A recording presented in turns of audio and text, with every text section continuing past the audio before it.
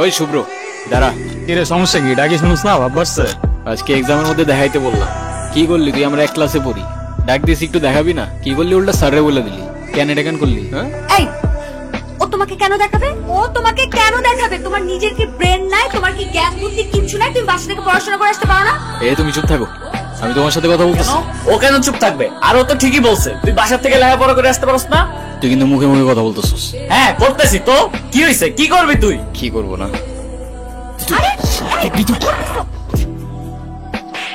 বেয়াদব ছেলে, রাস্তাঘাটে গুন্ডামি শুরু করছো? বস্তির ছেলে কোথাকার। আরে তোমার তো দেখতেই বোঝা যায় যে তুমি একটা বস্তির ছেলে। পোশাক আশাক সবকিছু বস্তির ছেলে। বেয়াদব কোথাকার। আই চল। কি রে তুই এখানে বয়া কি করতাছস? গেম খেলতেছি মামা, গেম খেলতেছি। তুমি এখানে বয়া বয়া গেম খেলতাছো আর ওদিকে তোমার পাখির লেগ পারে একা একা বয়া রইছে। কে ইরা? হ্যাঁ যাও একটু আদর যত্ন কইরা দিয়া হও মামা। মামা তোরা থাক, আড্ডা উড্ডা দে, চাটা খা, বিড়ি সিড়ি খা, মামা আইতাছি। ইরা কি ব্যাপার রকি, কিছু বলবা? তুমি জানো না কি বলবো? শোনো, আমি তোমাকে আগেও বলছি, এখন আবার বলছি, তোমাকে আমি পছন্দ করি না আর কোনোদিন করবো না। আর শেষ। ইরা তুমি কি ভেবে বলছো? তুমি জানো এর পরিণাম কি হতে পারে? এর পরিণাম কি হতে পারে মানে? শোনো, আমি ভেবে বলতেছি আর তুমি আমাকে স্বপ্নেও কোনোদিন ভাববে না। যাও তো যাও, আমাকে ডিস্টার্ব করবে না। যাও, আগে দেখে যাও। ইরা তাহলে প্রেম যেহেতু করবাই না, প্রেম করে যেটা করতাম সেটা করে ফেলি। আরে কি আশ্চর্য! রকি হাত ছাড়ো। রকি, আরে কি? রকি ওই তোর সাহস কত? কি হইছে? আমি নিজে যতই খারাপ হই না কেন, আমার তো মা নাই। তোর তো একটা মেয়ের সম্মান কই থাকে তুই জানোস না? এরপর থেকে যদি এরম করার কথা কখনো ভাবস, বিজদারে বইলা তোরে কেমনে ক্যাম্পাস থেকে বের করতে আমার খুব ভালো করে জানাস। জানা। ধন্যবাদ তোমাকে। ধন্যবাদ দেওয়া লাগবে না, তোমার জন্য আসি নাই আমি। আমার তো ছোটবেলায় মা মারা গেছে, কিন্তু আমি ছোটবেলা থেকেই দেখছি আমার বাবার আমার মায়ের জন্য কতটা সম্মান আছে। আমি নিজেও যতই খারাপ হই না কেন, আমার বাবা আমারে শিখাইছে মেয়েদের কেমনে সম্মান করতে হয়। না হলে সেদিন তুমি চর মারার পরও চুপ থাকতাম না। এই শোনো না। কি হয়েছে? তুমি আমার রাস্তা আটকাচ্ছ কেন? তোমার সাথে আমার কোনো কথা নাই। আচ্ছা তুমি এরকম রেগে যাচ্ছ কেন? সেদিনের ব্যবহারের জন্য আমি এক্সট্রিমলি সরি। সরি? তুমি আমার কাছে মাপ চাচ্ছ কেন? তুমি কোনো দোষ করছো? এই শরৎ তোমার সাথে কোনো কথা বলার ইচ্ছা নাই আমার। আরে শোনো না, প্লিজ আমাকে এবার মতো ক্ষমা করে দাও। আমি না না বুঝে ভুল করে ফেলেছি। সরি বললাম তো, সরি। আচ্ছা ঠিক আছে, মাফ করলাম। আচ্ছা ঠিক আছে, তাহলে আমরা এখন ফ্রেন্ডস। আচ্ছা ফ্রেন্ডস। আমরা যখন ফ্রেন্ডস হয়ে গেলাম, তাহলে আমার একটা শর্ত আছে। কি শর্ত? শর্তটা হচ্ছে তুমি আজকে আমাকে সারাদিন নিয়ে ঘুরবে, ঠিক আছে? তোমায় নিয়ে ঘুরতে আমার কোনো প্রবলেম নাই, কিন্তু আমার একটা শর্ত আছে। আমরা ঘুরবো ঠিক আছে, কিন্তু সেটা পায়ে হেঁটে, কারণ পায়ে হেঁটে ঘোরার মতো মজা আর অন্য কিছুতে নেই। আচ্ছা আচ্ছা ঠিক আছে, তাই হবে।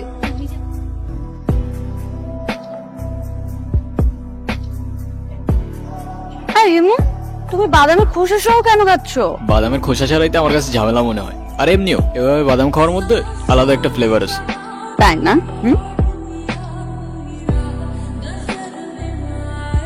ওই কি হয়েছে? এত আর্জেন্ট ডাকলা যে?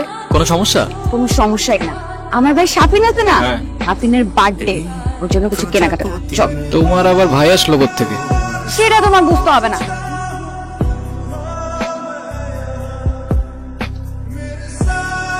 এই হিমু, তোমার এই যে চুলগুলো, এগুলো যে এত এলোমেলো অগোছালো, সবসময় থেকে একদম তোমাকে পাগলের মতো লাগে। লোকজন কি ভাবে বলো তো? আমার কাছে সেটা মনে হয় না, আমার কাছে তো এমনি ভালো লাগে। পলাশে দাঁড়ো। হ্যাঁ বাবা, কি হয়েছে? আচ্ছা তুমি থাকো, আমি আসতেছি। এ মামা রাখেন তো একটু। এরা আমার না মনে হয় এখন যাওয়া উচিত, বাবার শরীরটা খারাপ। উচিত মানে কি? এক্ষুনি যাবে? যাও যাও যাও, তাড়াতাড়ি যাও। আচ্ছা তুমি সাবধানে যাও তাহলে। আচ্ছা এই এটা কাগো। এগুলো কেন? এগুলো তোমার জন্য কিনেছি। আমার মানে? তোমার জন্য মানে এগুলো আমি তোমার জন্যই কিনেছি। নিজে থেকে তো কখনো কিছু কিনবে না, থাকবে পাগলের মতো অগোছালো। এখন থেকে তোমাকে গুছিয়ে দেওয়ার দায়িত্বটা আমি নিলাম। হায় রে, তুমিও না পারো। আচ্ছা তুমি সাবধানে যাও। এই মামা চলেন। হ্যালো হিমো, গুড মর্নিং। কি ব্যাপার, এত সকাল সকাল কল দিছো কেন? এটা এত সকাল? সকালে কোনোদিন ঘুম থেকে উঠেছেন আপনি? এটা এত সকাল না, সকাল 9টা বাজে। 10টার দিকে আমাদের ক্লাস শুরু হয়ে যায়। আরে আমি কখনো টাইম মতো ক্লাসে গেছি নাকি? সেটাই, সময় মতো ক্লাসে যাননি, কিন্তু এখন থেকে প্রত্যেকটা দিনই সময় মতো ক্লাসে যাবেন। আমি বলেছি তাই। সরি, পারবো না। পারবে না? তাই আচ্ছা ঠিক আছে, তোমার পারা লাগবে না। আজকের পর থেকে তুমি আমার সাথে আর কোনো কথা বলবে না, আমিও তোমার সাথে কথা বলবো না। রাখছি, বাই। এই দাঁড়াও দাঁড়াও, আরে রাগ করো কেন? আচ্ছা ও ঠিক আছে, আসতেছি আমি। শোনো, এমনি এমনি আসলে কিন্তু হবে না। কালকে তোমাকে আমি যা যা কিনে দিয়েছি ওগুলো পরে পরিপাটি হয়ে তারপরে আসবে, ঠিক আছে? আচ্ছা ঠিক আছে।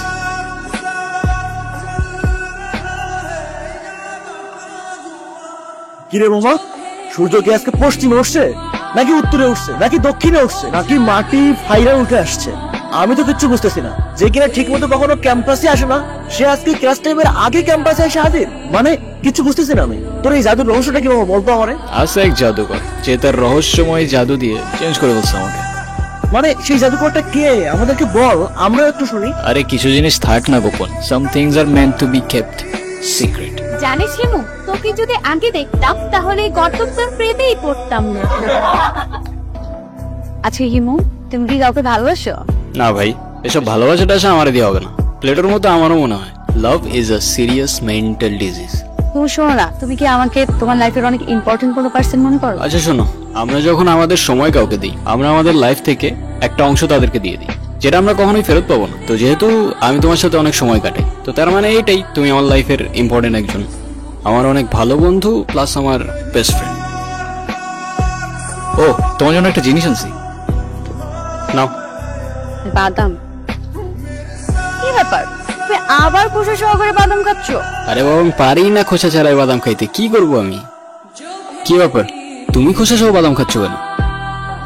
শোনো, যে মেয়ের বেস্ট ফ্রেন্ড খোসা ছাড়িয়ে বাদাম খেতে পারে না, সেই মেয়ের খোসা সহকারে বাদাম খাওয়া উচিত, বুঝলে? নাইস, আমার লাইনে আসতেছো। কিরে, ইরা কইরা দেখছস তোরা?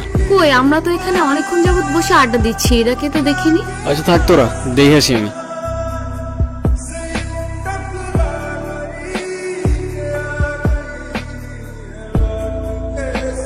হ্যালো হিমু। আমি এতদিন তোমাকে কতগুলো কল দিছি, কল ধরো নাই কেন? কি হয়েছে তোমার? আরে তোমাকে আমি সব বলবো। তোমাকে একটা গুড নিউজ দেওয়ার আছে। আগামীকাল সন্ধ্যায় দেখা করতে পারবে? হ্যাঁ পারবো, আমারও তোমাকে অনেকগুলো কথা বলার আছে, কিন্তু কোথায় দেখা করতে আসবো? কোথায় দেখা করতে হবে টেক্সট করে জানিয়ে দেবো। আজ রাখি তাহলে, আগামীকাল দেখা হচ্ছে। আচ্ছা, এতদিন কোথায় ছিলা তুমি? তোমাকে আমি পাগলের মতো খুঁজছি কয়দিন। হিমু, মাঝে মাঝে কিন্তু হারিয়ে যাওয়া আমলেন তো কিছু না, ভালো। কিন্তু তুমি আমাকে পাগলের মতো কেন খুঁজছিলে? আছে কিছু কারণ। আরে কি কারণ বলবা তো বাবা। আচ্ছা এত লুকোচুরি করে কি আছে? আমারটা বাদ দাও, তুমি না বললা কি একটা গুড নিউজ আছে, ওটা বলো। আছে একটা কারণ, শেষ কথাটা না হয় শেষেই বললাম। শেষের কথা মানে বুঝলাম না। তোমার বুঝতে হবে না, বলো তুমি যেটা বলতে চাই তুমি বলো। আমি তোমাকে ভালোবাসি ইরা। ভালোবাসি মানে? হ্যাঁ ইরা, আমি তোমাকে ভালোবাসি।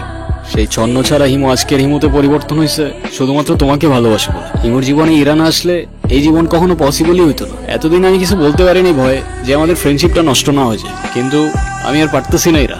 আমাকে ভুল বুঝো না তুমি, আমি শুধু আমাকে পরিবর্তন না, তোমার জন্য যে কোনো কিছু করতে পারি। I love you Ira. দেখো ইমো, আমি তোমাকে আমার ফ্রেন্ড ছাড়া কখনোই কিছু ভাবিনি। আরে আমরা একসাথে ঘুরতাম, আড্ডা দিতাম, আমরা অনেক বেশি ফ্রি ছিলাম।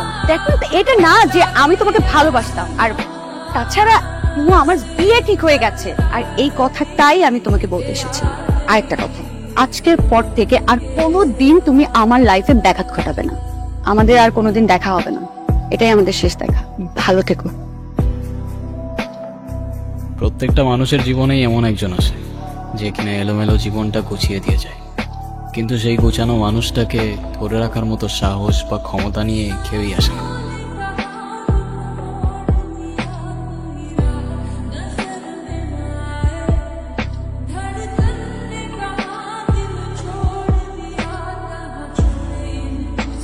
কি ব্যাপার, ওদিকে তাকিয়ে কি দেখছো?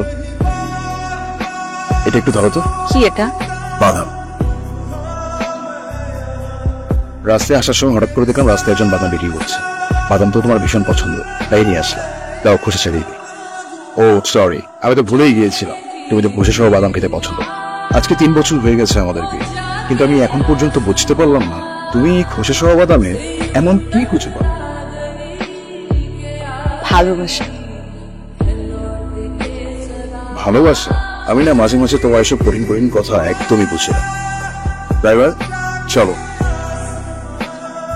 সেদিন অনেক দেরি করে ফেলেছিলে হিমু। আমিও যে তোমাকে অনেক ভালোবাসতাম। যেদিন শেষবারের মতো তুমি আমি পার্কে বসে খুশি সহ বাদাম খেয়েছিলাম, সেদিন বাসায় গিয়ে দেখি পাত্রপক্ষ আমাকে দেখতে এসেছে। আমার বাবা অনেক অসুস্থ হয়ে পড়েছিল হঠাৎ।